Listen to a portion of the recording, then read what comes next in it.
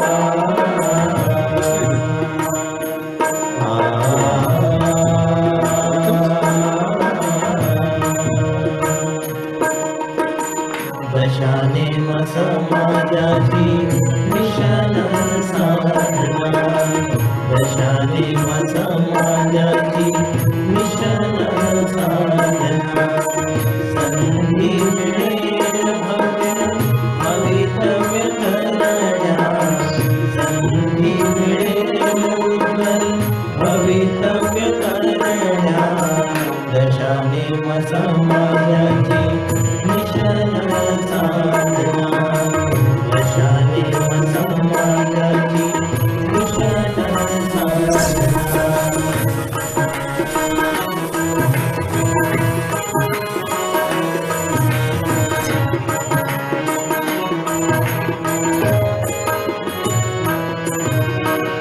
गंगामाता मंदिरे सोलापूरचे, गंगामाता मंदिरे सोलापूरचे, राधा कृष्ण मंदिरे दापोली पुण्याचे, राधा कृष्ण मंदिरे दापोली पुण्याचे, महाडला शोभते हवेली, महाडला शोभते हवेली, खेडच्या मंदिरी बाजरी मुरारी, खेडच्या मंदिरी कृष्ण बाजरी मुरारी, झालं तिथे तिथेच घ्या पवित्र दर्शना, झालं जिथे तिथेच घ्या पवित्र दर्शना, दशानेम समाजाची मिशन साधना, दशानेम समाजाची मिशन साधना, संधी मिळेल भवितव्य करण्या, संधी मिळेल भवितव्य करण्या, दशानेम समाजाची मिशन साधना, दशानेम समाजाची मिशन साधना.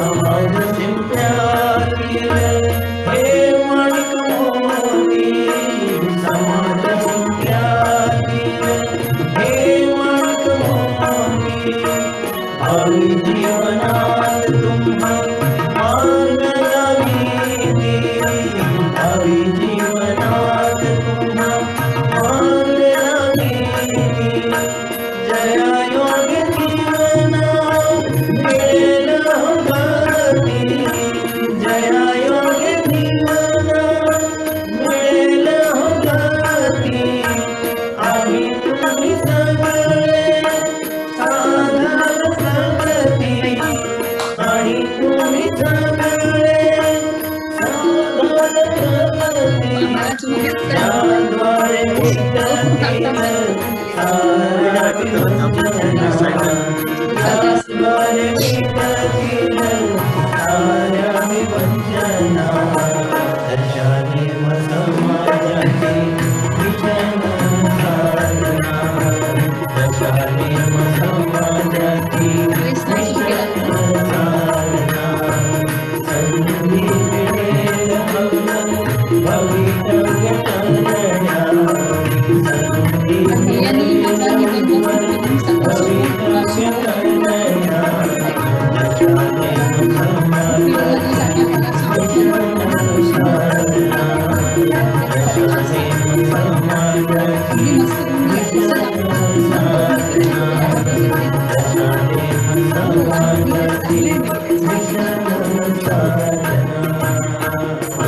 आपण सगळ्यांचा.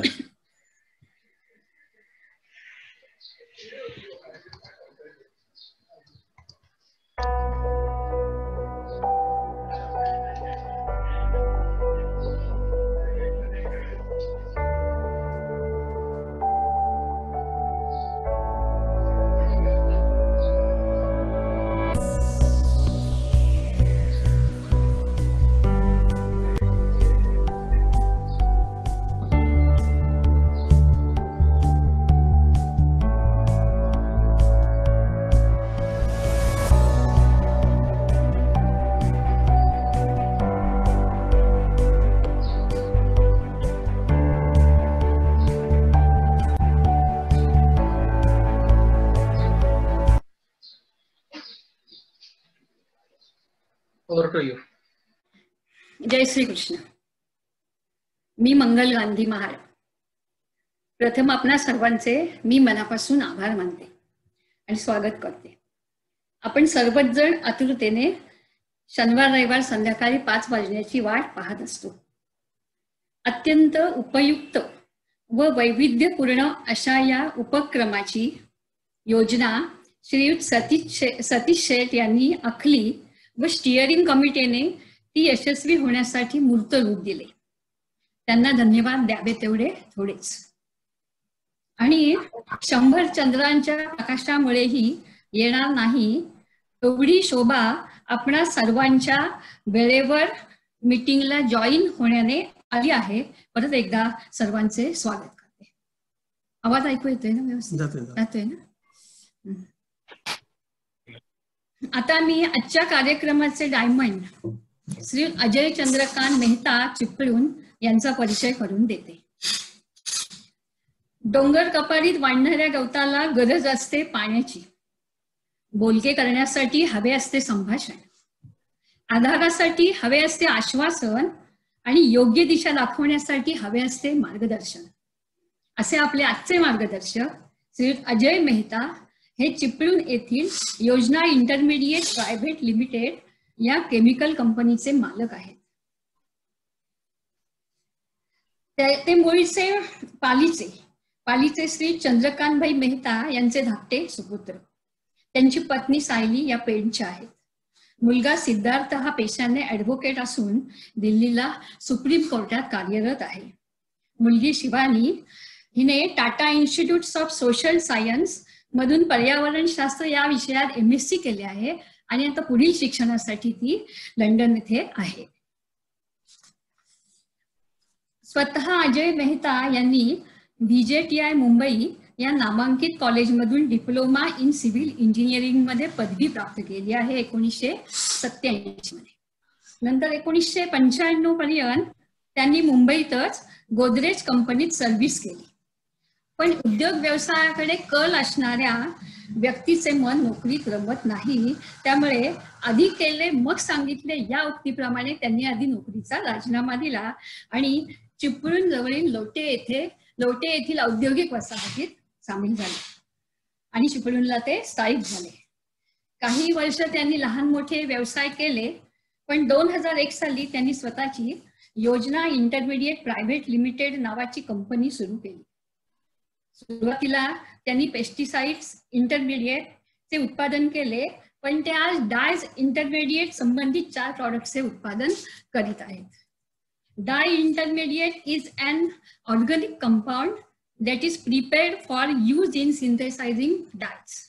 त्यांची वार्षिक उलाढाल 30 कोटींची आहे. आपला व्यवसाय सांभाळून लायन्स क्लब परशुरामचे अध्यक्षपद व झोन चेअरमन पद सुद्धा त्यांनी भूषविले आहे. लोटे परशुराम इंडस्ट्रियल असोसिएशनचे जनरल सेक्रेटरी म्हणून सध्या ते कार्यरत आहेत. तसेच उत्तर रत्नागिरी जिल्हा RSS जनकल्याण समितीच्या अध्यक्षपदाची ही जबाबदारी ते सांभाळत आहेत. आता दुसरे त्यांची मुलाखत घेणारे समीर वसंत मेहता महाड हे देखील समाजातील एक चतुरस्र व्यक्तिमत्व आहे. अर्थातच समीर नात्याने माझा भाचा आहे. मुलाखत घेणारे व देणारे दोघेही केमिकल व्यवसायात असल्याने एकमेकांच्या उद्योगाचे त्यांना ज्ञान आहे. तेव्हा ही मुलाखत नक्कीच रंगतदार होईल अशी मला खात्री आहे. योगायोग म्हणजे मी जेव्हा बायोडाटा पाहिला तेव्हा असा योगायोग लक्षात आला की दोघांच्याही ज्येष्ठ पुत्राचे नाव सिद्धार्थ आहे आणि म्हणूनच ते सर्व याच्यामध्ये सिद्ध झालेले आहेत असं मला वाटतं. आता त्यांच्याबद्दल मला असं म्हणावंसं वाटतं की ज्यांची पावले दमदार असतात त्यांनाच ध्येयप्राप्ती होते. निव्वळ पंख असून फरक पडत नाही तर जिद्दीमुळे भरारी यशस्वी होते आणि भरारी घेण्याचे वेळ मात्र रक्तातच असावे लागते. ज्यांच्या रक्तातच ते आहे असे समीर मेहता हे स्टर्लिंग केमिकल फार्माचे मालक आहेत. ते लॅबोरेटरी केमिकल, ग्लासवेअर, इन्स्ट्रुमेंट्स व रॉ मटेरियलचे सप्लायर आहेत.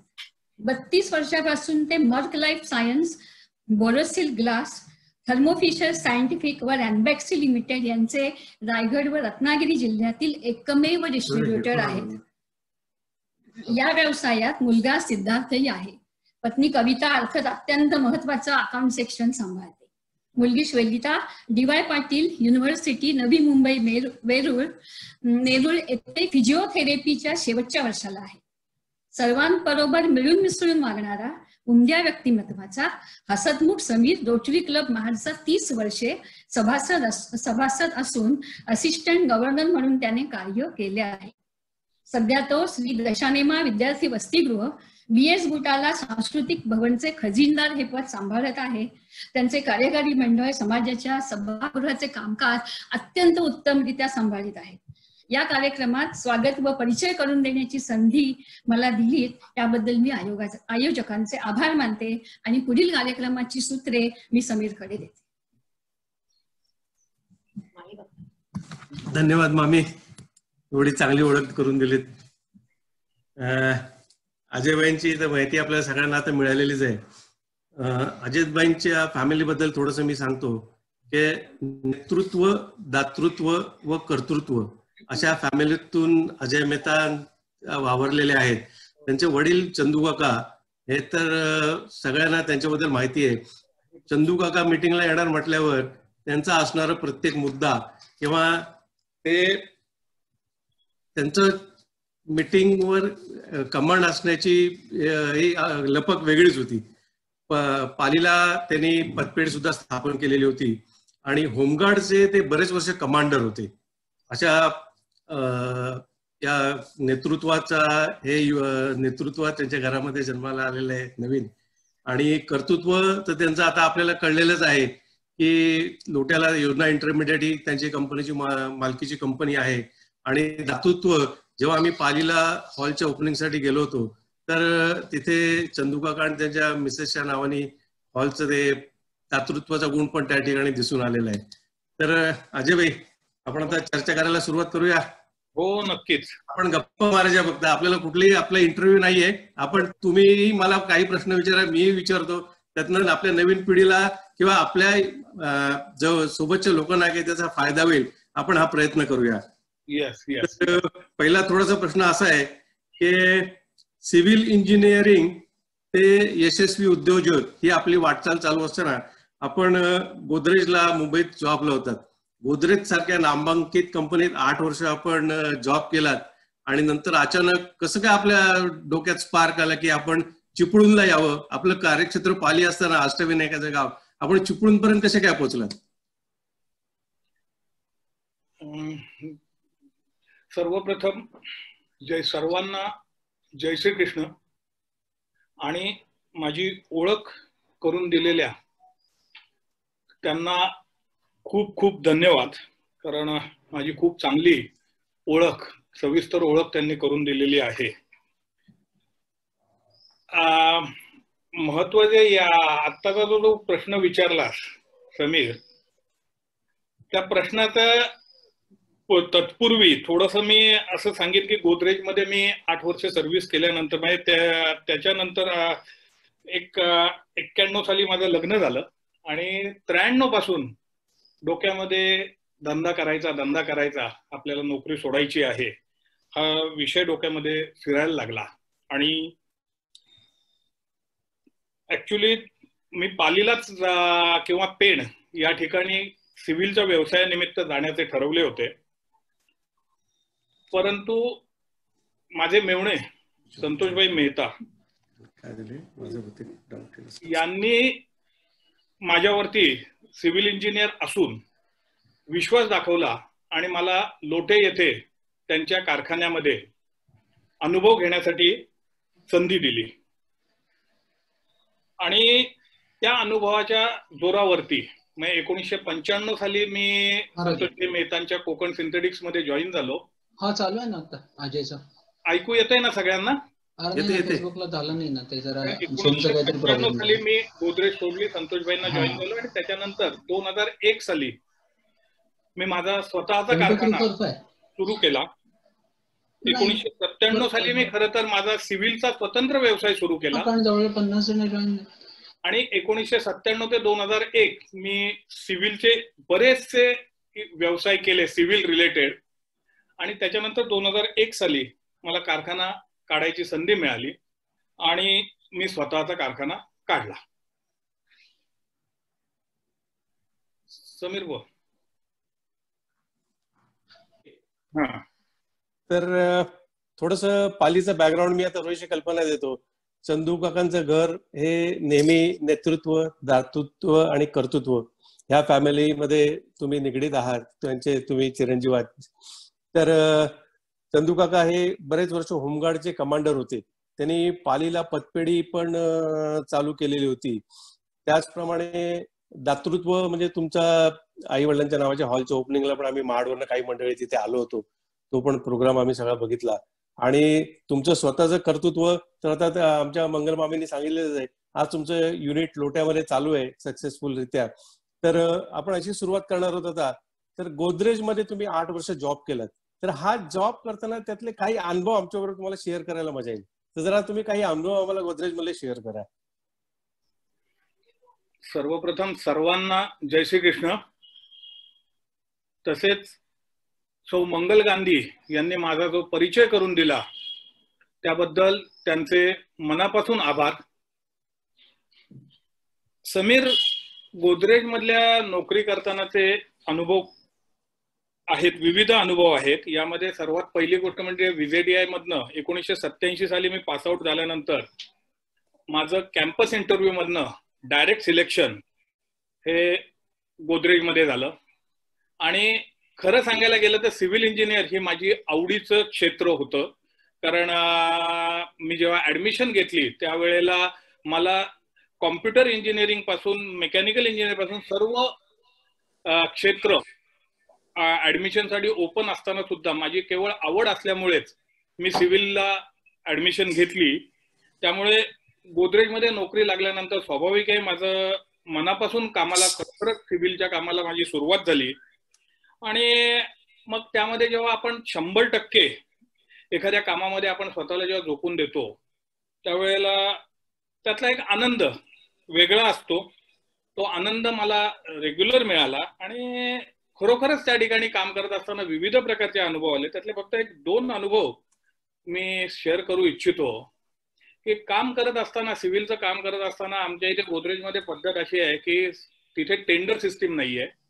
तर त्या ठिकाणी काम डेप्यूट केलं जातं आणि रेट दरवर्षी रिवाईज होतात आणि त्या अनुषंगाने त्या रेटमध्ये त्या व्यक्तीने तिथे काम करायचं असतं.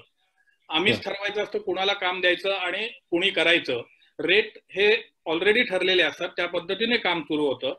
अशा पद्धतीने एका पेंटिंग कॉन्ट्रॅक्टरने एका प्लांटचं पेंटिंग सुरू केलं. त्यावेळेला एका प्लांटचं पेंटिंग मी साधारणपणे ही 92-93 ची गोष्ट सांगतोय की एका प्लांटचं पेंटिंग हे अंदाजे 10 ते 12 लाख रुपयाचं लेब जायचं.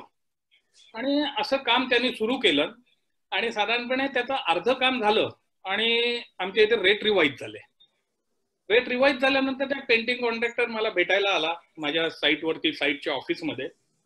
मला बाजूला घेतलं आणि त्यांनी मला सांगितलं की मेहता साहेब, हे काम तर मी करतो आहे, तुम्हाला माहिती आहे काम चांगलं होतं आहे, रेट रिवाईज झालेत, माझी एक तुम्हाला विनंती आहे की तुम्ही संपूर्ण काम, झालेलं अर्ध काम आणि उर्वरित काम हे नवीन रेटमध्ये मला पेमेंट करावं आणि त्याकरता मी तुम्हाला त्याचा मोबदला देईन. त्यावेळेला मी त्याला सांगितलं की बाळा, हे पहिले एकदाच माझ्याशी बोललेलं आहेस, यापुढे परत या विषयावरती माझ्याशी बोलायचं नाही. तुझं अर्ध काम आजपर्यंत झालेलं आहे, त्या कामाला आपला पूर्वीचा रेट लागू राहील आणि नवीन जे काम आहे त्या नवीन कामाला नवीन रेट लागू राहील. ठीक आहे साहेब, हरकत नाही, तुम्ही जर म्हणत असाल तर तसं करा, फक्त बिल बनवा, म्हणजे मी तुम्हाला थोडेसे मोबदला देईन त्याचा. म्हटलं बाबा कशाबद्दल हा मोबदला तू देणार आहेस, काय आवश्यकता आहे या मोबदला द्यायची? आणि म्हटलं परत जर का माझ्याकडे अशा पद्धतीची मोबदल्याची भाषा केलीस तर यापुढे माझ्याकडे काम करायचं नाही. सांगायची गोष्ट अशी की त्याचा फायदा त्यावेळेला मला जाणवला नाही, काय जे काय असेल तो माझ्या स्वभावामुळे मी ते केलं, परंतु त्याचा माझा फायदा इतका मोठ्या प्रमाणावर झाला की त्या कॉन्ट्रॅक्टरचं जेव्हा लग्न होतं त्या लग्नाला, साताऱ्याला लग्नाला जाण्यासाठी मला स्पेशल गाडी पाठवून त्यांनी तिथे लग्नाला मला नेलं. माझी अतिशय उत्तम व्यवस्था त्या ठिकाणी त्यांनी केली. त्याचबरोबर त्याचा दुसरा एक फायदा, जेव्हा मी लोट्याला 1995 साली शिफ्ट झालो आणि 97 साली स्वतःचा सिव्हिलचा व्यवसाय सुरू केला, त्यावेळेला मला घरडा कंपनीतनं एक पेंटिंगचं काम मिळालं. पण पेंटिंगचं काम मिळत असताना त्यांची अट अशी होती की किमान 50 पेंटर तिथे असले पाहिजेत आणि चिपळूण सारख्या ठिकाणी 50 पेंटर अवेलेबल करणं हे मला शक्य नव्हतं. त्यावेळेला मी या कॉन्ट्रॅक्टरला सांगितलं की बाबा मला अशी अडचण आलेली आहे, तू माझ्यासाठी काय करू शकतोस? त्यांनी दुसऱ्या दिवशी सकाळी 50 पेंटर घेतले, चिपळूणला आला, माणसं कामाला लावली, काम सुरू केलं आणि त्यांनी नंतर 2 ते 3 महिन्यांनी जशी माझी इकडे माणसांची अरेंजमेंट झाली त्या पद्धतीने त्याची माणसं काढून नेली. अर्थात मी त्यांचं पेमेंटही केलं, तशातला भाग नाहीये, पण हा जो बेनिफिट त्यावेळेला आपण जे काही केलेलं असतं चांगल्या गोष्टी, त्याचा बेनिफिट मला त्यावेळेला मिळाला. दुसरा एक अनुभव म्हणजे मी गोदरेजचं काम करत असताना महाबळेश्वरला बंगला बांधत होतो. त्यावेळेला तिथल्या कॉन्ट्रॅक्टरने फायनल बिल सबमिट केलं. ते फायनल बिल सबमिट करताना त्यांनी जवळजवळ ते बिल तिपटीने वाढवलं होतं. आपण जर का बघत असाल तर जनरली कुठलीही नोकरी करत असताना कॉन्ट्रॅक्टरवरती साहेबाचा विश्वास जास्त असतो स्वतःच्या सबऑर्डिनेट पेक्षा. आणि त्या पद्धतीने जेव्हा मी ते बिल त्याला द्यायचं नाकारलं त्यावेळेला त्यांनी माझी कंप्लेंट माझ्या सुपिरियरकडे, बॉसकडे केली आणि बॉसनी मला भेटायला बोलावलं. बॉसनी भेटायला बोलावल्यानंतर मी त्यांना संपूर्ण परिस्थितीची जेव्हा माहिती करून दिली,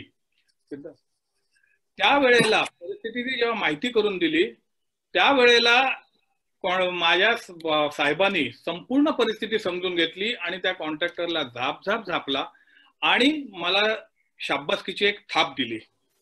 ह्या ज्या गोष्टी आहेत हे जेव्हा आपण 100% एखाद्या कामात आपण स्वतःला झोकून देतो आणि ते काम प्रामाणिकपणे करतो तेव्हा ते सगळ्यांच्या निदर्शनात येतं आणि त्याचा बेनिफिट आपल्याला लॉंग टर्म मध्ये मिळतो, शॉर्ट टर्म नसतो तो. नक्कीच. आणि तिथून तुमचा प्रवास सुरू झाला चिपळूणला. येस. चिपळूणचा तुम्ही घरडाचा अनुभव त्याच्यामध्ये आता दिलात, तर चिपळूणला आल्यावर तुमचे व्यवसाय चालू होते सिव्हिलचे, पेंटिंगचे वगैरे सगळे, तर त्यावेळेला अचानक तुमच्या डोक्यात असं काय स्पार्क आला की आपण स्वतः कारखानदार व्हावं किंवा आपण युनिट टाकावं? मुळात संजूबाईंच्या पहिल्या मीटिंग मुलाखतीत त्यांनी सांगितलं होतं की आपला समाज हा नोकरी करण्यापेक्षा व्यवसाय किंवा त्या दृष्टीने अनुषंगामध्ये कल आपला जास्त असतो. तर असा काय स्पार्क झाला की तुम्ही एकदम फॅक्टरी टाकायचं तुमच्या डोक्यात आलं?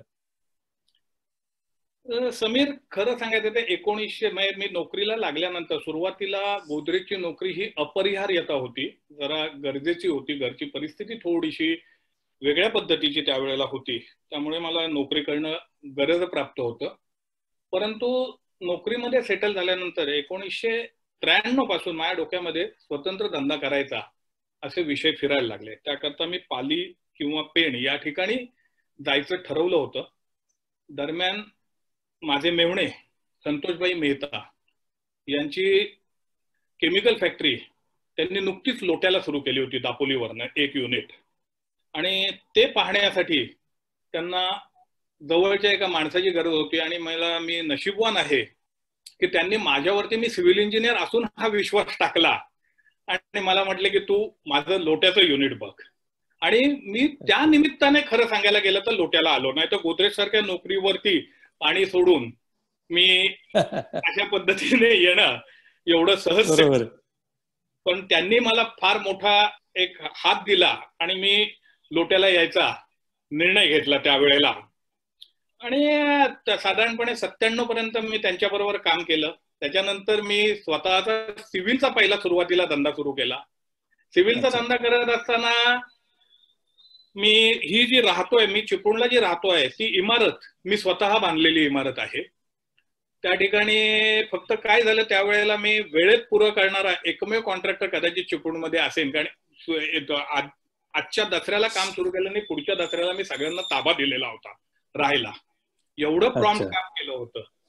परंतु आणि मला इतर लोकांच्या ऑफर त्या कामानंतर यायला सुरुवात झाली होती. परंतु केवळ मी या बिल्डिंग बांधत असताना माझ्या स्वतःसाठी फार मोठ्या प्रमाणावर जागा शिल्लक ठेवल्यामुळे वर्किंग कॅपिटल माझं संपलं आणि मला पुन्हा दुसरा धंदा बघावा लागला. आणि मी बाकी मग त्यामध्ये गव्हर्नमेंटची काही काही कामं केली.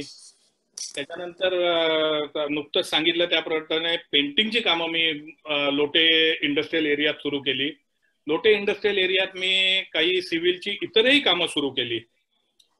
आणि परंतु साधारणपणे ही सर्व कामं करत असताना, गव्हर्नमेंटची कामं करत असताना एक गोष्ट जाणवली की आपण गोदरेज सारख्या कंपनीत जेव्हा काम करतो तेव्हा गव्हर्नमेंटच्या कामामध्ये स्वतःला ऍडजस्ट करणं खूप कठीण जातं आणि ते होऊ शकलं नाही. आणि प्रायव्हेट कामं म्हणावी तेवढी मिळाली नाहीत. म्हणून मग एक संधी आली डोळ्यासमोर, एक जागा मिळाली आणि म्हटलं आपण धंदा सुरू करूया, केमिकल फॅक्टरी टाकूया. अनुभव संतोषभाईंच्या फॅक्टरीमध्ये 2 वर्ष घेतलेलाच होता. प्रॉडक्ट डोळ्यासमोर आलेला होता. संधी घ्यायची आणि मी धंदा सुरू करायचा निर्णय घेतला.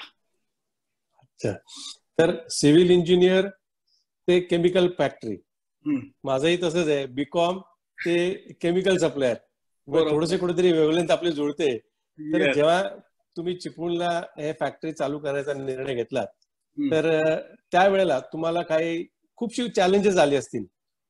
तर ती चॅलेंज तुम्ही कशी काय क्लिअर केलीत आणि ते करताना जे नवीन उद्योजक आपल्याकडे होऊ इच्छितात किंवा ज्या लोकांना नवीन प्लांट्स टाकायचे असतील किंवा काही असेल, तर अशा बाबतीत आपल्या नवीन हे जे एंटरप्रेनर आहेत यांना तुम्ही कशा प्रकारे तुम्ही मार्गदर्शन कराल?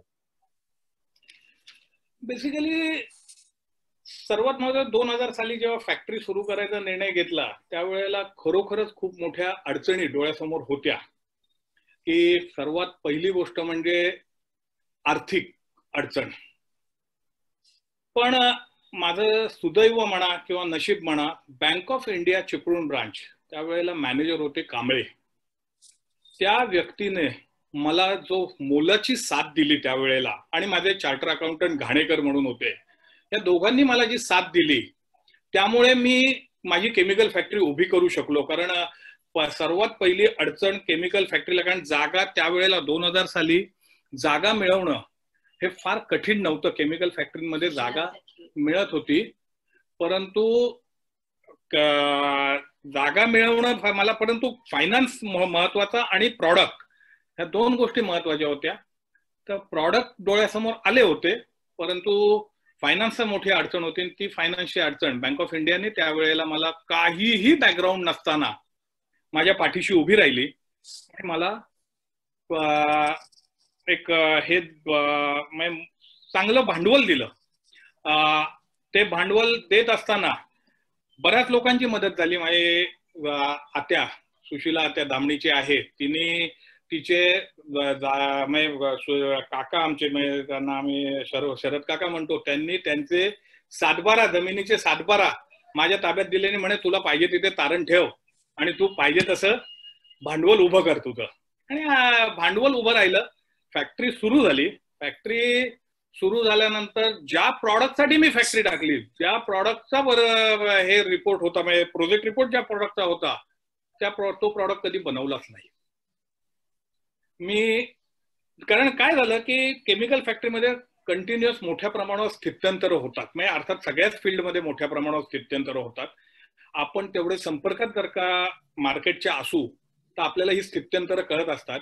ज्या वेळेला मी माझा प्रोजेक्ट रिपोर्ट माझा सबमिट केला, मला फायनान्स मिळाला, मी प्रोडक्शन सुरू करण्यासाठी इक्विपमेंट बसवायला सुरुवात केली, त्याच वेळेला मला पेस्टिसाइड इंटरमिडिएट एका प्रॉडक्टची टेक्नॉलॉजी माहिती होती, त्या प्रॉडक्टची ऑर्डर आली आणि मी माझा जो डाईज इंटरमिडिएट साठी मी कारखाना सुरू केलेला होता तो विषय बाजूला राहिला आणि मी पेस्टिसाइड इंटरमिडिएट मॅन्युफॅक्चरिंग सुरू केलं. आणि ते सुरू केलं साधारणपणे 2004 सालापर्यंत ते प्रॉडक्ट सुरू केलं. परंतु पेस्टिसाइड इंटरमिडिएट जेव्हा बनवत होतो तेव्हा एक गोष्ट लक्षात आली की हा प्रॉडक्ट वर्षातनं साधारणपणे 6 ते 7 महिने चालतो, बाकीचे उर्वरित 5 महिने आपल्याला कुठलंही काम नाहीये. आणि दुसरी गोष्ट, हा प्रॉडक्टला फार मोठ्या प्रमाणावर कॅपिटल इन्व्हेस्टमेंट लागत होती, कारण हा प्रॉडक्ट साधारणपणे 300-400 रुपये किलोचा प्रॉडक्ट आणि मार्केटची रिक्वायरमेंट महिन्याची साधारणपणे 50 टन 60 टन आणि पेमेंट आपल्याला ताबडतोब कोणी देणार नाही, उधारी देणार. म्हणजे ह्या सगळ्या पार्श्वभूमीवर त्यावेळेला सुरुवातीच्या काळामध्ये विचार करता एवढ्या मोठ्या प्रमाणावर सीसी आपल्याकडे असणं फार कठीण होतं. आणि म्हणून मग जॉब वरती हे काम करत होतो. ते जॉब वर्क करत असताना मार्जिन कमी यायचं, वर्षातनं 6 ते 7 महिने काम, ह्या सगळ्या पार्श्वभूमीवरती मग 4-5 महिने कोणाकडे जायचं, तुझं ड्राइंगचं काम करायचंय का, तुझं हे काम करायचंय का, तुझं डिस्टिलेशन करायचंय का, अमुक करायचंय का, अशा पद्धतीने विविध प्रकारे लढाई लढत मी पुढे सरकत गेलो. साधारणपणे 4-1 वर्षांनी परत एकदा डाईज इंटरमिडिएट बनवायची संधी मिळाली. EBASA म्हणून एक प्रॉडक्ट जो मी आता बनवतोय, इथाइल बेन्झाइल अॅनिलीन सल्फोनिक ऍसिड.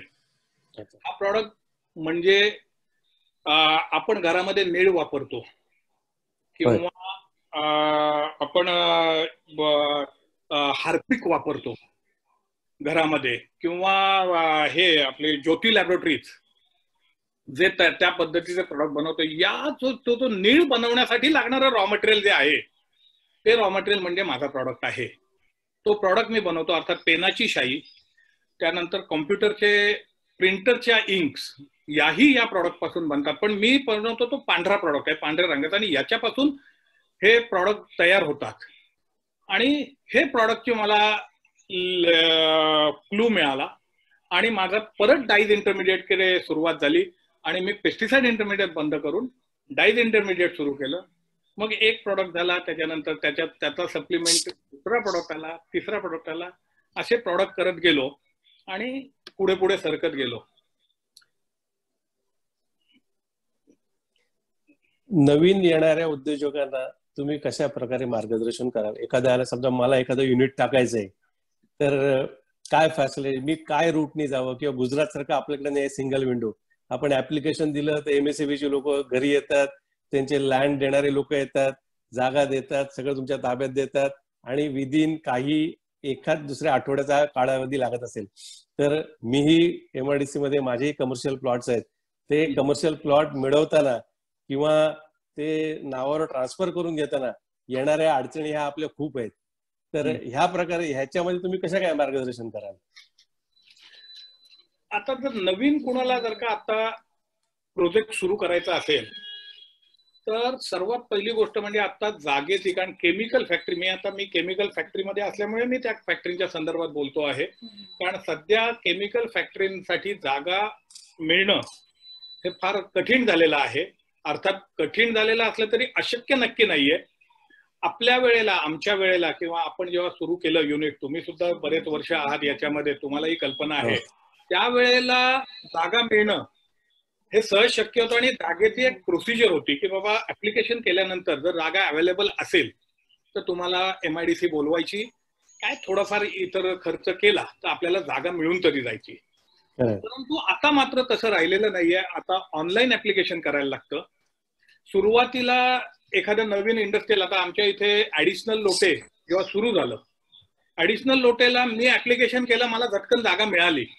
परंतु आता जागा शिल्लक आहे त्यांच्याकडे, परंतु ते आता ऑक्शन पद्धतीने जागा देतात. म्हणजे तुम्हाला जागेसाठी अप्लाय करायला लागतं. त्यांचा मिनिमम रेट जर का 800 रुपये स्क्वेअर मीटर आहे, तो रेट आपण म्हणजे त्याच्यावरती आपण ऑक्शन करायचा आणि त्या जागेसाठी दुसऱ्या कोणी जर का त्यापेक्षा जास्त रेट भरला असेल तर त्याला ती दिली जाते आणि मग ती जागा ताब्यात घ्यायला लागते. जागा मिळाल्यानंतर प्रॉडक्ट, सर्वात पहिला प्रश्न येतो तो प्रॉडक्ट. माझं स्वतःच एक अनालिसिस आहे, मी स्वतःच माझं एक, मी जर बघतोय, मी मार्केटिंग करत असताना माझं फेस टू फेस मार्केटिंगवर भर खूप मोठ्या प्रमाणावर आहे. माझं फोनवर मार्केटिंग मी फार कमी करतो. मी आता लॉकडाऊनमुळे 5 महिने अडकलेला आहे, नाही तर मी महिन्यातनं साधारणपणे 3 ते 4 वेळा मुंबईत जायचो. सर्व क्लायंट्सना काही काम असो किंवा नसो भेटायचं, त्यांच्याशी गप्पा मारायच्या, त्यांच्या अडीअडचणी समजून घ्यायच्या, आपल्या प्रॉडक्टमध्ये त्यांना काही प्रॉब्लेम नाही ना हेही विचारून घ्यायचं. अर्थात जरी प्रॉब्लेम नसेल तरी कशा पद्धतीने अधिक गुणवत्ता देऊ शकतो याही संदर्भात त्यांच्याशी चर्चा करत राहायचं. हे माझं कायम स्वरूपी ठरलेलं आहे. मी फेस टू फेस मार्केटिंगवर खूप विश्वास ठेवणार आहे आणि अशा पद्धतीने जेव्हा फेस टू फेस मार्केटिंग आपण करत असतो तेव्हा गप्पांच्या ओघांमध्ये किंवा मार्केटमध्ये फिरत असताना आपल्याला एखाद्या प्रॉडक्टची स्केअरसिटी आहे हे जाणवतं. आता मी EBASA सुरू केला, इथाइल बेन्झाइल ॲनिलीन सुरू केलं, त्याच्यानंतर मी मार्केटमध्ये फिरत होतो तर या प्रॉडक्ट पासून जो आम्ही ब्लू 9 बनवला जातो, ज्याचे ऍप्लिकेशन मी आधी सांगितलेले आहेत, त्या प्रॉडक्टसाठी लागणारा दुसरा प्रॉडक्ट जो आहे OBSA म्हणतात त्याला, हा प्रॉडक्ट फक्त चायनातनं इम्पोर्ट होत होता. भारतामध्ये तो प्रॉडक्ट बनत नव्हता, कुणाकडेही बनत नव्हता. ते सगळा प्रॉडक्ट चायनामधनं इम्पोर्ट व्हायचा. अर्थात चायनाचा रेट बऱ्यापैकी कॉम्पिटिटिव्ह होता, परंतु तरीही मी ठरवलं की आपण ह्या प्रॉडक्टची टेक्नॉलॉजी मिळवूया आणि हा प्रॉडक्ट आपण बनवायला सुरुवात करूया. सुदैवाने मला टेक्नॉलॉजी मिळाली आणि मी तो प्रॉडक्ट बनवायला सुरुवात केली आणि आज तोही प्रॉडक्ट माझ्या मोठ्या प्रमाणावर, कारण चायनामधनं आता बरेच लोक आता रिलक्टंट सुद्धा आहेत की चायनामधनं प्रॉडक्ट घ्यायचा नाही, त्यामुळे अमेरिकेला सुद्धा मी हा प्रॉडक्ट एक्सपोर्ट करतो, जपानला सुद्धा मी हा प्रॉडक्ट एक्सपोर्ट करतो. रादर समटाइम्स चायनाची सुद्धा एन्क्वायरी ह्या प्रॉडक्टची माझ्याकडे येते. अजून मी चायनाला एक्सपोर्ट केलेला नाहीये, परंतु बेसिकली मला सांगायचा मुद्दा असा आहे की आपण प्रॉडक्ट शोधणं हा खूप मोठा फॅक्टर आहे. कारण आपण शोधत असलेला प्रॉडक्ट हा मार्केटमध्ये विकला गेला पाहिजे. कारण हल्ली कसं आहे, टेक्नॉलॉजी विकत मिळते परंतु प्रॉडक्ट विकणं तेवढं सोपं नाहीये. त्यामुळे तो विकल्यानंतर कर्ज, कारण फायनान्स सर्वात महत्वाचा फॅक्टर येतो. फायनान्सच्या बाबतीमध्ये आता बऱ्याच मोठ्या प्रमाणावर ऑप्शन आहेत आपल्या समोर. पहिला ऑप्शन आहे तो म्हणजे बँकेकडे जाऊन डायरेक्ट कर्ज घेणे. दुसरा ऑप्शन आहे आत्मनिर्भर भारत. या अनुषंगाने आत्ता माननीय पंतप्रधान नरेंद्र मोदींनी बऱ्याच स्कीम्स लॉन्च केलेल्या आहेत. MSME under, medium and small scale entrepreneur ही जी संस्था आहे त्याच्या अंडर फार मोठ्या प्रमाणावर स्कीम लॉन्च केलेल्या आहेत आणि कमी व्याजावरती या ठिकाणी आपल्याला कर्ज उपलब्ध होतं. बँकांना काही अंशी या अशा पद्धतीने कर्ज देणं बंधनकारक केलेलं आहे. त्यामुळे आपण बँकांशी जाऊन चर्चा करून या अंडर आपण कर्ज घेऊ शकतो. मेक इन इंडिया अंडर आपल्याला कर्ज मिळू शकतं. तसंच जिल्हा उद्योग केंद्राच्या अंतर्गत आपल्याला बऱ्याच फॅसिलिटी मिळतात. कर्जही मिळू शकतं, at the same time subsidy मिळू शकते. पूर्वी आपल्या वेळेला, माझ्या वेळेला, मी जेव्हा नवीन प्रॉडक्ट सुरू केला होता, नवीन प्रोजेक्ट सुरू केला होता, त्यावेळेला कॅश सबसिडी होती. आता कॅश सबसिडी हा विषय बाजूला केलेला आहे आणि आपल्याला GSTच्या माध्यमातून सबसिडी मिळते.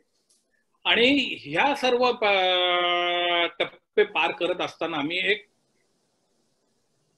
सांगेन नवीन होतकरू यांना की सर्वात महत्वाची गोष्ट म्हणजे आर्थिक नियोजन ह्याच्यामध्ये फार मोठा भाग ठेवतं. बऱ्याच वेळेला आपण प्रोजेक्ट रिपोर्ट सबमिट केलेला असतो, 1 कोटी रुपयामध्ये टर्म लोन पाहिजे आहे आणि 2 कोटी रुपयाचं CC पाहिजे किंवा उलट रिव्हर्स असू शकतं. बऱ्याच वेळेला प्रोजेक्ट उभा करत असताना आपल्या लक्षात येतं की 1 कोटी रुपयाचं टर्म लोन खूप कमी पडतंय. साधारणपणे आपला खर्च 1.5-2 कोटी रुपये होतोय किंवा 1.5 कोटी होतो आहे. म्हणून आपण CC वापरतो आणि त्याच ठिकाणी आर्थिक गणित कोलमडतं.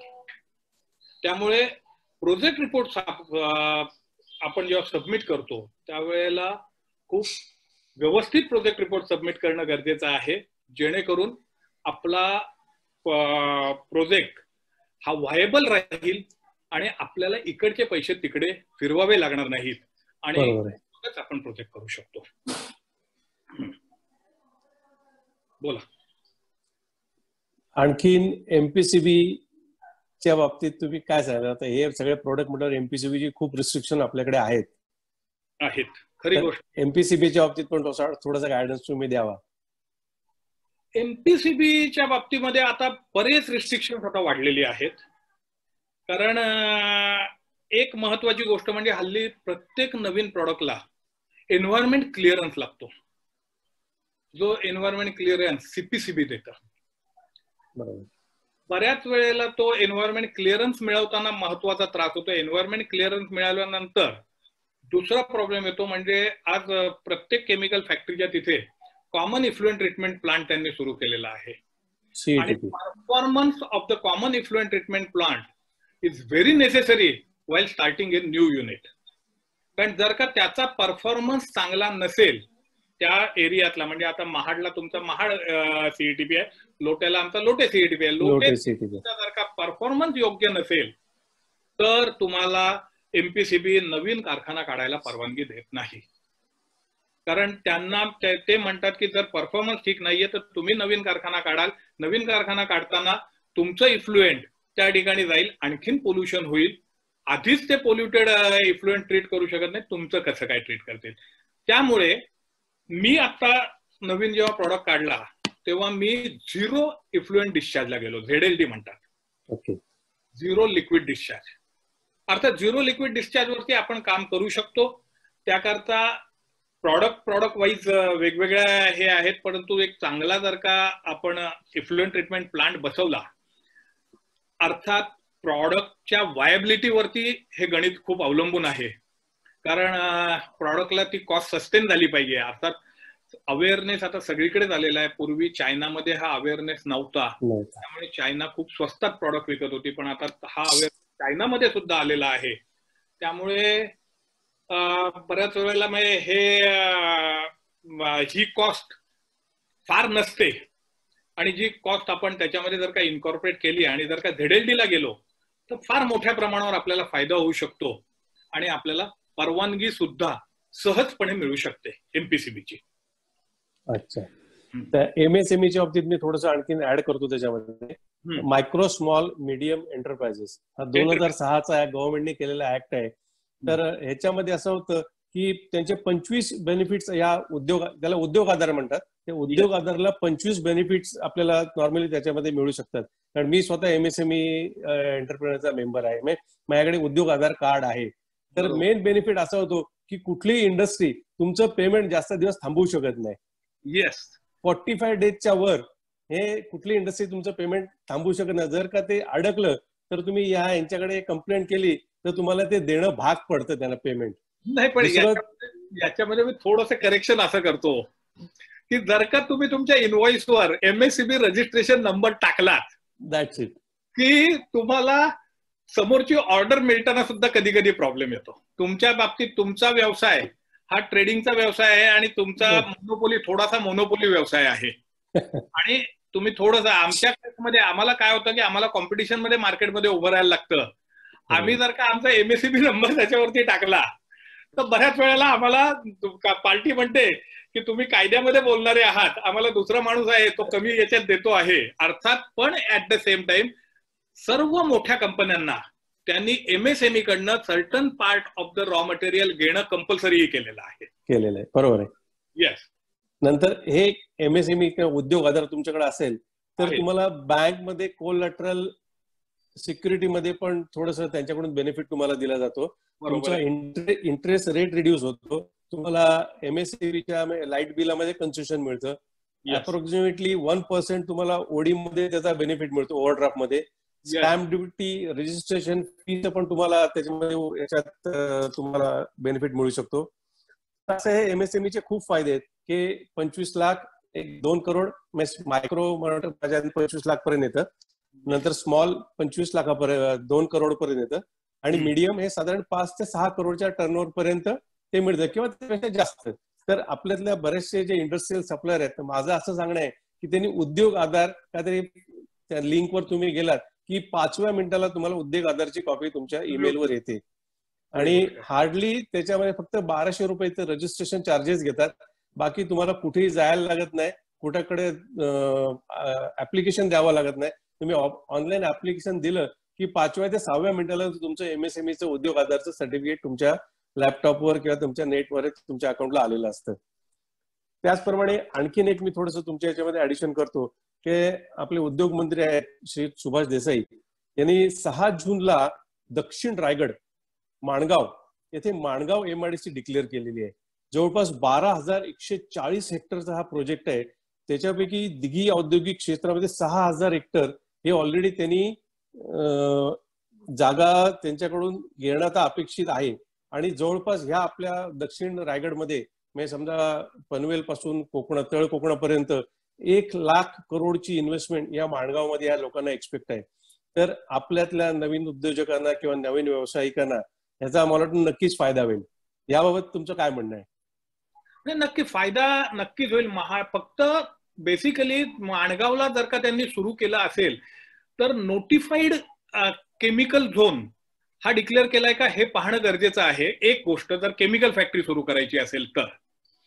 दुसरी जर का फॅक्टरी मी एक बघितलं साधारणपणे एक अनुभवाने मी एवढंच सांगतो, मी सुद्धा लोटे परशुराम इंडस्ट्रीज असोसिएशनच्या माध्यमातून बऱ्याच ठिकाणी काम केलेलं असल्यामुळे आम्हाला एक गोष्ट लक्षात आली की मुंबईपासून आपण साधारणपणे 150-200 किलोमीटर अंतरावर जेव्हा जातो त्यावेळेला एखादा मोठा मेकॅनिकल कारखाना जर का त्या ठिकाणी नसेल, जसं औरंगाबादला बजाज आहे किंवा अशा पद्धतीचे मोठे मोठे आहेत कारखाने, आणि त्याच्या अनुषंगाने स्मॉल स्केल इंडस्ट्री तिथे डेव्हलप होते जी नॉन पोल्युटिंग असते. किंवा पुण्याला आहेतच बजाज आहे, तेलको आहे, असे कैक आहेत. तशाच पद्धतीने जर का माणगावला जर का मेकॅनिकल इंडस्ट्री सुरू करायची असेल तर असा एखादा मोठा प्रोजेक्ट येणं गरजेचं आहे. चिपळूणला आता लोटे MIDC मध्ये रेल्वेचा कारखाना आता येऊ घातलेला आहे ऍडिशनल MIDC मध्ये, कारण तिथे केमिकलची परवानगी नाहीये. केमिकलची परवानगी जर का केमिकल झोन नसेल आणि जर का तुम्हाला केमिकलची परवानगी घ्यायची असेल तर फार मोठी रिस्ट्रिक्शन असतात. खूप मोठ्या प्रमाणावर काटेकोरपणे बऱ्याच गोष्टींचं पालन करायला लागतं. अर्थात मी सांगितलं ZLD जर का आपण व्यवस्थित केला, झिरो लिक्विड डिस्चार्ज, तर काही अडचण येणार नाही, तेही आपण करू शकतो. परंतु हे जे काय आहेत हे थोडेसे त्याच्यामधले काही गोष्टी आपल्याला माहिती करून घेतल्या पाहिजेत की माणगावला इंडस्ट्री जर का टाकायची असेल तर टाकणं काही कठीण नाहीये, उलट चांगली गोष्ट आहे. आणि माणगाव हे मुंबईच्या अजून जवळ आलेलं आहे, किंवा मुंबई किंवा पुणा या दोन्हीला साधारणपणे 100 किलोमीटर अंतरावर आहे. या ठिकाणी खूप मोठ्या प्रमाणावर पोटेन्शियल मिळू शकतं, काहीच हरकत नाहीये. दिघी पोर्टच्या आसपास पण तिथे पण त्यांचं जोरात काम चालू आहे. त्यामुळे दिघी पोर्ट किंवा हा पण एक तो ट्रायंगल आपण म्हणतो तो पण त्याच्यामध्ये होणार आहे. दिघी ते दिल्ली त्या कॉरिडॉरच्या आजूबाजूला आपल्याला मोठ्या प्रमाणावर कारखाना टाकायला नक्की फायदेशीर होणार आहे.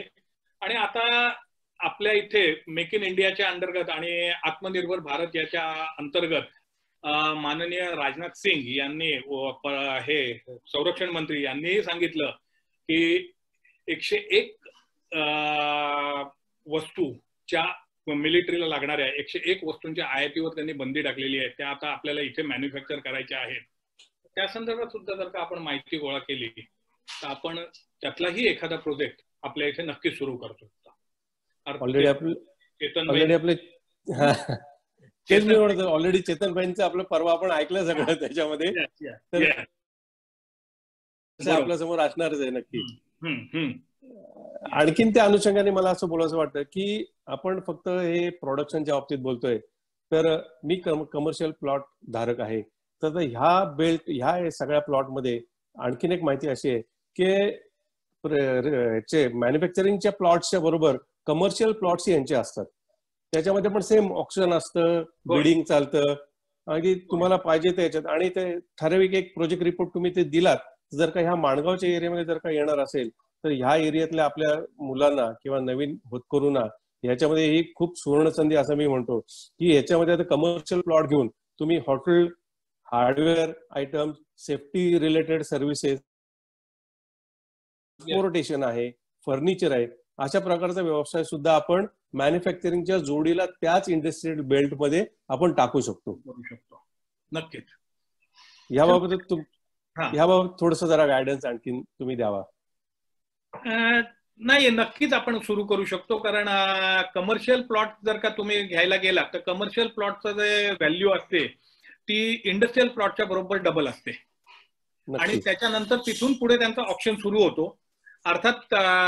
परंतु हे जे व्यवसाय सांगितले की ट्रान्सपोर्टेशन व्यवसाय आहे किंवा केमिकल लॅबोरेटरी केमिकल सुद्धा आहेत किंवा अशा पद्धतीचे तत्सम स्वरूपाचे काही व्यवसाय इंडस्ट्रीला हे असणारे. कारण आता अगदी सर्वात सांगायचं म्हणजे गॅस आपण फिलिंग करू शकतो, इंडस्ट्रियल गॅसेस किंवा ऑक्सिजन.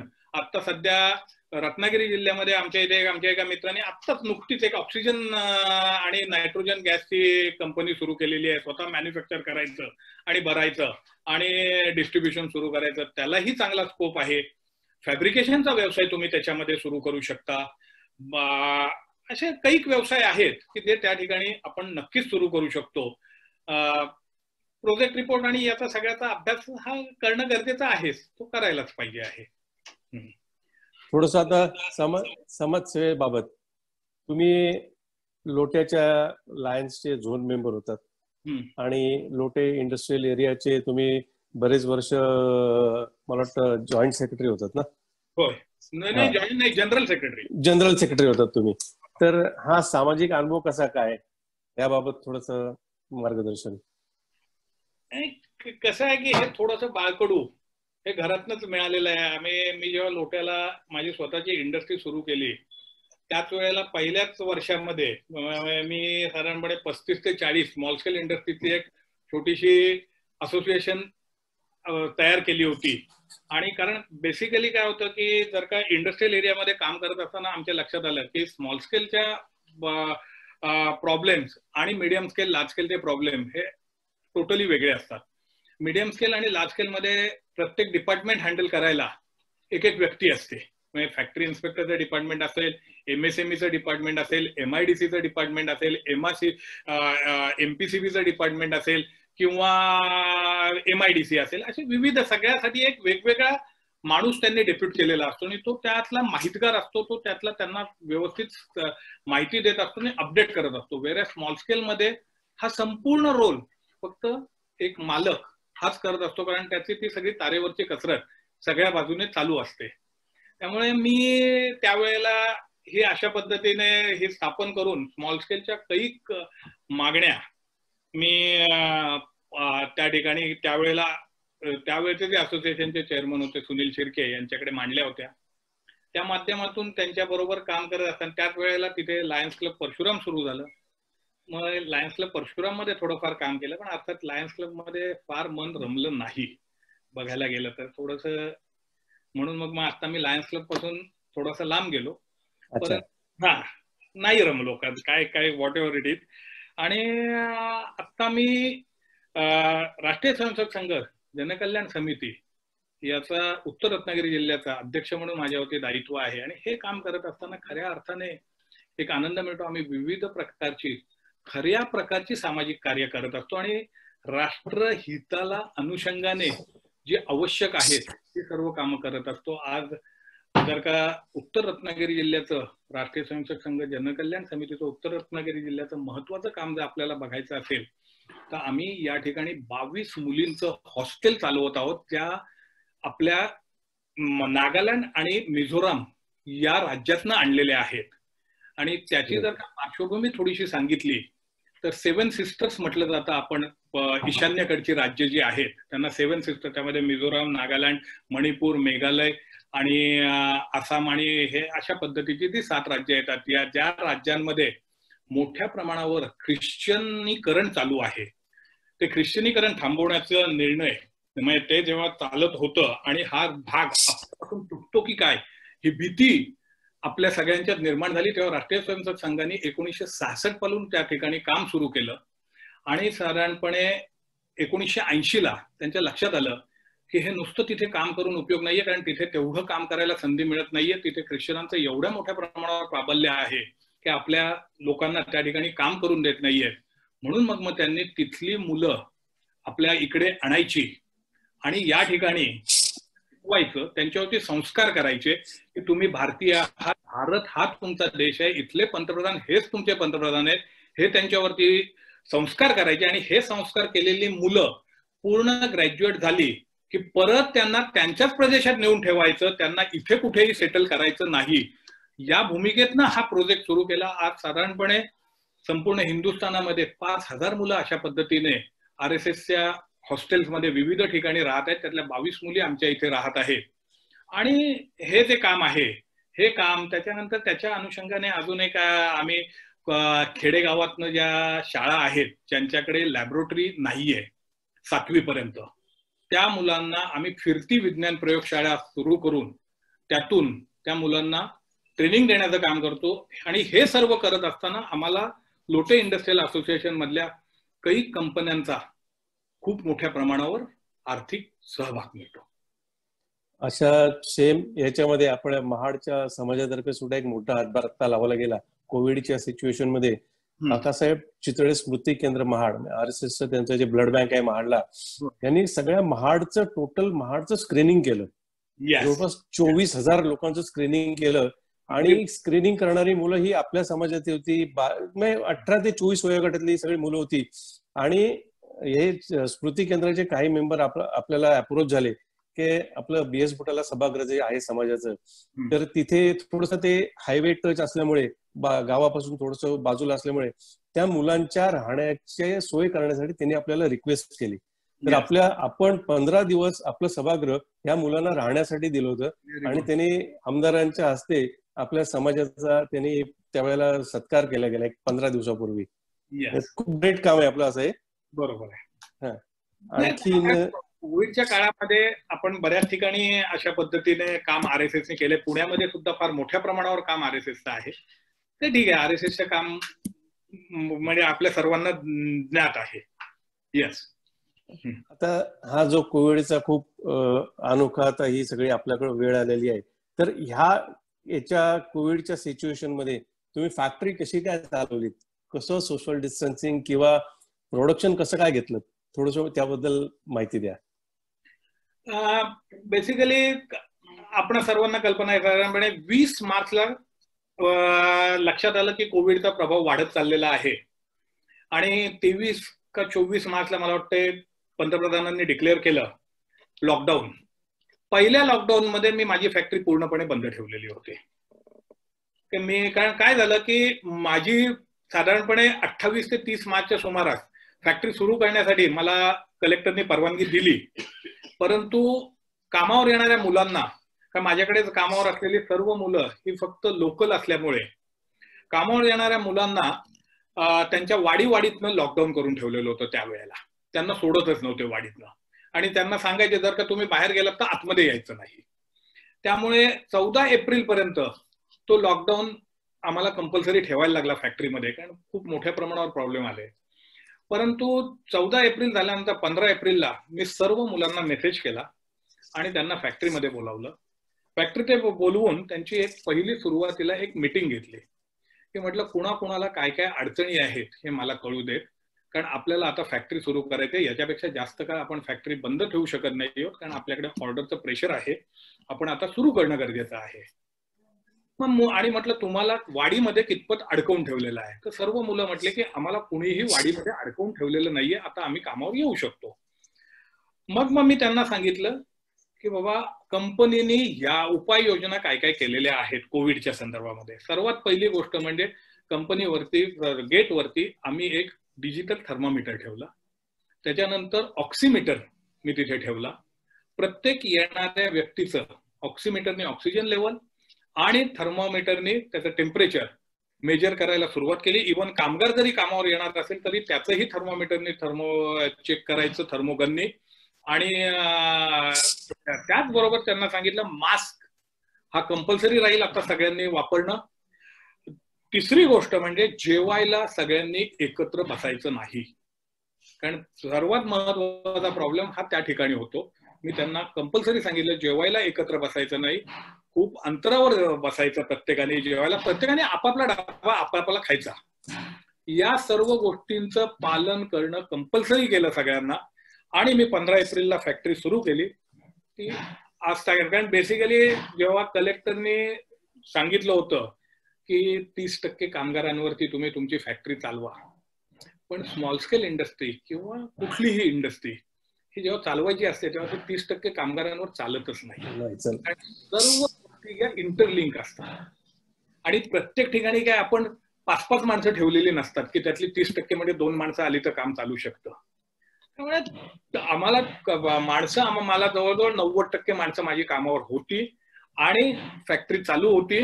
फक्त आम्ही सोशल हे जे काही आहेत नॉर्म्स पाळले. साधारणपणे ते सगळे नॉर्म्स विविध ठिकाणी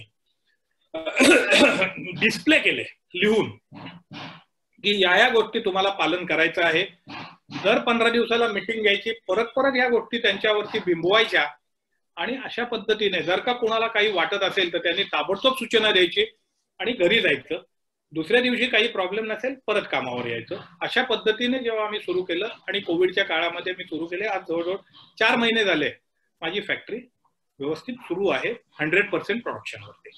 ग्रेट ग्रेट ग्रेट. आता सिव्हिल इंजिनियर ते केमिकल प्लांट, जसं माझं बीकॉम ते केमिकल सप्लाय, याच्यामधला काही गमतीशीर अनुभव आहे का? हा आहे की.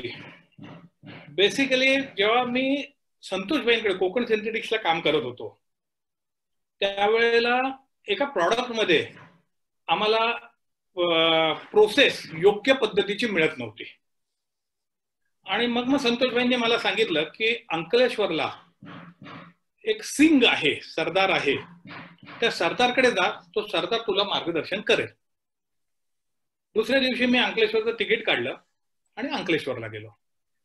अंकलेश्वरला गेल्यानंतर सरदारांनी, संतोषबाईंचं नाव मोठं असल्यामुळे सरदारांनी ताबडतोब माझी भेट घेतली आणि त्यांनी मला माझं क्वालिफिकेशन विचारलं.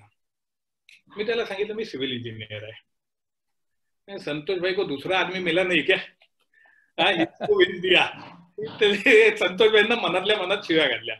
बोला साहब आप वो सब छोड़ो, आप मेरे सामने बैच ले लो, बाकी मैं देख लूंगा. आणि त्या माणसाने खरोखर माझ्यासमोर 2 दिवस मी तिथे राहिलो. 2 दिवस माझ्यासमोर त्यांनी बॅच घेतली. त्यांनी फार काही मला सांगितलं नव्हतं कारण रॉ मटेरियलची मला माहिती होती, कारण आमच्या इथे आम्ही विविध प्रयोग केलेलेच होते. त्यांनी तिथे बॅच घेऊन मला, बरं तो इतका स्किलफुल माणूस होता की आपण जेव्हा लॅबोरेटरीमध्ये बॅच घेतो 10 ग्रॅम हे घ्यायचं तर 11 ग्रॅम घेतलं तरी आपल्याला भीती वाटते. त्या माणसाने लिटरली घरामध्ये बाई माणूस जसं जेवण करते तशा पद्धतीने हा ये इतना ये डालने का, इतना ये डालने का असं हातावरती मला दाखवलं आणि त्या पद्धतीने त्यांनी बॅच घेतली आणि 2 दिवसाच्या शेवटी दाखवलं की हा प्रॉडक्ट तुमचा, नाव यू गो. आणि मी जेव्हा चिपळूणला आलो आणि मी जेव्हा फॅक्टरीमध्ये गेलो, त्यांनी बनवल्यापेक्षाही सुपिरियर प्रॉडक्ट मी बनवला होता त्या ठिकाणी.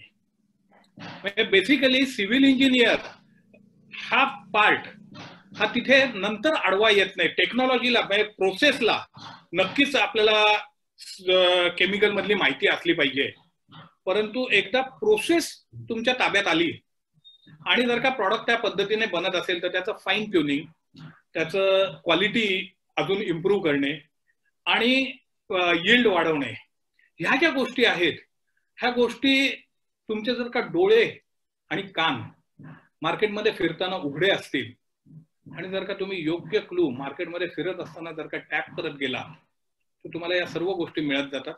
तुमची क्वालिटीही एस्टॅब्लिश होत जाते आणि तुमचे यील्डही येत जातं. त्या ठिकाणी मग तुमचं क्वालिफिकेशन आड येत नाही, कारण बेसिकली नंतरचा जो पार्ट आहे एक प्रोसेस सेटअप म्हणजे प्रोसेस रादर एक असणं, हा पार्ट नक्की केमिकल इंजिनियर आणि MSc किंवा डॉक्टर ऑफ इन केमिकल या व्यक्तीचा आहे. परंतु त्याच्यानंतरचा जो पार्ट आहे हा इंजिनिअरिंग पार्ट येतो आणि त्या इंजिनिअरिंग पार्टला मग आपण जर का पूर्णपणे त्याच्यामध्ये झोकून दिलं आणि लक्ष टाकत घेतलं तर 24 तास तुमच्या डोक्यामध्ये जेव्हा तो एखादा विषय घोळत असतो.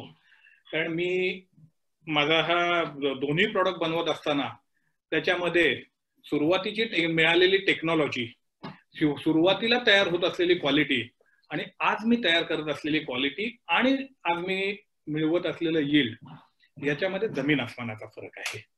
आणि कदाचित त्या यील्डमुळे आणि त्या क्वालिटीमुळेच मी आज मार्केटमध्ये सस्टेन होऊ शकतो आहे. नक्कीच. माझ्या बाबतीतला एक मी असा अनुभव सांगतो.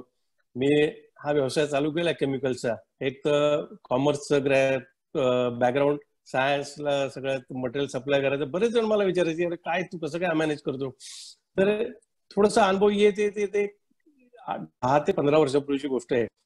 एक क्वालिटी कंट्रोल हेड, त्याने क्वालिटी कंट्रोलचा हेड होते लिमिटेड कंपनीला, आणि त्यांनी मला फोन करून सांगितलं मला अमोनियम हायड्रॉक्साईड पाठव. तर जे सायन्स रिलेटेड आहे त्यांना एक कळेल याच्यामध्ये.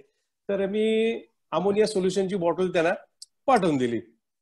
तर त्यांनी 5 मिनिटात मला फोन केला, अरे तू क्या समजते आपने आपको, मी अमोनियम हायड्रॉक्साईड सांगतोय आणि तू अमोनिया सोल्युशन पाठवतोय मला. म्हटलं सर अमोनियम हायड्रॉक्साईड म्हणजेच अमोनिया सोल्युशन आहे. त्यांना ते बुक बिक काढून दाखवले. मग त्यांनी ती सारवासारव केली. अरे सॉरी मेरे को सोडियम हायड्रॉक्साईड चाहिए था. असे बरेच अनुभव या बाबतीत गेले. तर तुम्हाला या सगळ्या वाटचालीमध्ये भरपूर यश मिळो आणि नवीन प्रोजेक्ट तुम्ही करो अशी समाजातर्फे इच्छा व्यक्त करतो. आणि एक थोडस समर्थांची कविता आजच मला व्हॉट्सअपला मिळाली ती मी सांगतो. संधी मिळेल तुलाही लगेच हिरमसू नकोस, आयुष्य खूप सुंदर आहे फक्त तू खचू नकोस. प्रेम तुझ्यावर करणारे कितीतरी लोक आहेत, तुझ्यासाठी जोडणारे खूप सारे हात आहेत. अरे अशाच आपल्यासाठी तूही थोडस हसून बघ, आयुष्य खूप सुंदर आहे तू फक्त खचू नकोस. उठ आणि उघडून डोळे पहा जरा जगाकडे, प्रत्येकाच्या आयुष्यात काहीतरी असतेच थोडे. नाही म्हणून उगाच कुढत तू कधी बसू नको, आयुष्य खूप सुंदर आहे तू फक्त खचू नकोस. सामर्थ्य आहे हातात जर स्वप्ने डोळ्यात घेऊन चल, परिस्थितीशी भिडवून छाती 2 हात करीत चल. विजय तुझाच असेल तेव्हा मागे वळून तू बघू नकोस, आयुष्य खचू नकोस. धन्यवाद. मंगल मामींना हँड ओव्हर करतो.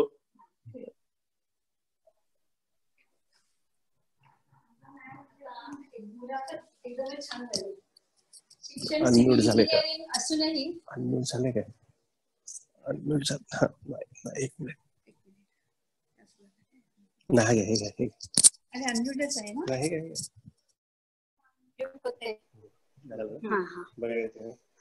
काय आवाज ऐकू येतोय का? हो येतोय. सर्वांना येतोय ना आवाज ऐकू? हो येतोय. नाही येत का? येतोय. नाही तुझं मोबाईल. मुलाखत खूपच सुंदर झाली.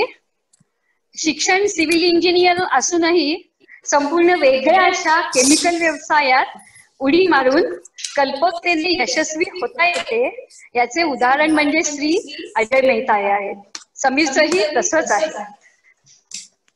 मुलाखत अतिशय सुंदर झाली, पण आता उद्या सुद्धा असेच प्रबोधन आपल्याला उद्याच्या मुलाखतीतूनही मिळणार आहे. तेव्हा उद्याच्या कार्यक्रमाची मी आधी माहिती देते. उद्या रविवारी सायंकाळी 5 वाजता CA सौ संपदा मेहता IAS प्रशासकीय अधिकारी या सध्याच्या तरुण पिढीला प्रशासकीय सेवा संदर्भात आणि त्यांच्या सोबत डायमंड सौ तृप्ती देशपांडे मेहता प्रशासकीय अधिकारी या परदेशात भारताचे प्रतिनिधित्व करीत असताना आलेले अनुभव या संदर्भात मार्गदर्शनीय मुलाखत होणार आहे. आपण सर्वांनी या मुलाखतीचा लाभ घ्यावा. आता शेवटचा कार्यक्रम आभार प्रदर्शनाचं. आता आभार मानणे ही जरी औपचारिकता असली तरी कृत्याची एखाद्याने केलेल्या कृत्याची जाणीव असणे महत्वाचे असते आणि आभार प्रदर्शन हे त्या जाणीवेचे शब्दरूप आहे. वाऱ्याच्या झुळकेने मन सुखावते, झाडाच्या सावलीत मन विसावते. तसंच काहीसा आज Shri Ajay Mehta diamond behind the curtain व समीर मेहता यांच्या या आजच्या मुलाखतीच्या कार्यक्रमामुळे मन प्रसन्न झालं आहे. दोघांचेही मनापासून आभार. तसेच आपण सर्व ऑनलाईन जिज्ञासू प्रेक्षकांचेही आभार. आजचा कार्यक्रम संपला आहे असे आयोजकांच्या वतीने मी जाहीर करते. धन्यवाद. थँक्यू. अजय भाई. हा बोला.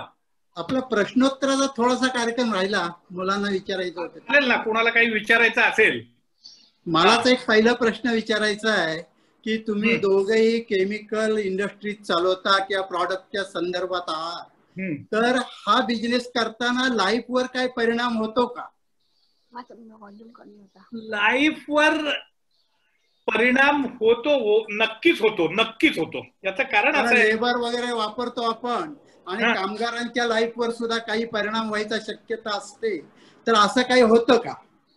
नाही, तसं तेवढा मोठ्या प्रमाणावर कामगारांवर परिणाम होतो असं नव्हे, कारण आपण बऱ्याच वेळेला बऱ्याच ठिकाणी आपण तेवढी काळजी ही घेतलीही पाहिजे आणि आम्ही ती घेतोच, म्हणजे घेण्याचा प्रयत्नही करतो आणि आम्ही घेतो. कारण त्याच करता फॅक्टरी इन्स्पेक्टर हे जे डिपार्टमेंट आहे, हे डिपार्टमेंट त्याकरताच एस्टॅब्लिश केलेलं आहे, कारण ते वेळोवेळी येऊन पाहणी करत असतात आणि आम्ही कामगारांचं दर वर्षाला चेकअप करत असतो. पूर्णपणे हेल्थ चेकअप हा आम्ही करतो. फार मोठ्या प्रमाणावर त्यांच्या तब्येतीवर परिणाम होतो असं आम्हाला जाणवत नाही. खूपच चांगली मुलाखत झाली. दोघेही केमिकल संदर्भातले होते, त्यामुळे मला थोडं वाटलं की विराट कोहली बरोबर रोहित शर्मा बॅटिंग करताना जशी मजा वाटते, ज्यावेळेला दोघेही फार्मात येतात त्यावेळेला चौकार आणि षटकार चालले होते आणि आपल्या लोकांना खूप त्याचा अनुभव, नक्कीच तुमच्या अनुभवाचा आपल्या लोकांना फायदा मिळेल आणि नक्की विचार करतील की या आपल्या बिझनेसमध्ये एक जरी कोणतरी माणूस ज्या वेळेला केमिकल फॅक्टरीसाठी विचार केला तर आम्हाला खात्री आहे की तुमचं मार्गदर्शन त्या मुलाला किंवा त्या उमेदवाराला नक्की मिळेल. थँक्यू, दोघांनाही थँक्यू. आजचा छान झाला कार्यक्रम. परत एकदा थँक्स. मंगलताईने सुद्धा थँक्स म्हटले, परत मी एकदा थँक्स म्हणून. Thank you very much. धन्यवाद.